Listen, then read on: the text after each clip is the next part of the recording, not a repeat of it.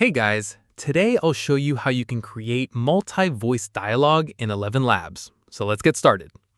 Start by opening your web browser, visiting ElevenLabs, and signing into your account.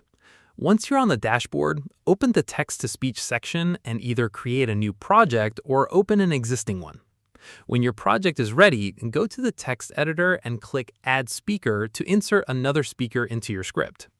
For each speaker, choose a different voice from the ElevenLabs voice library. You can select voices with different accents, ages, and speaking styles to make each character sound unique and realistic.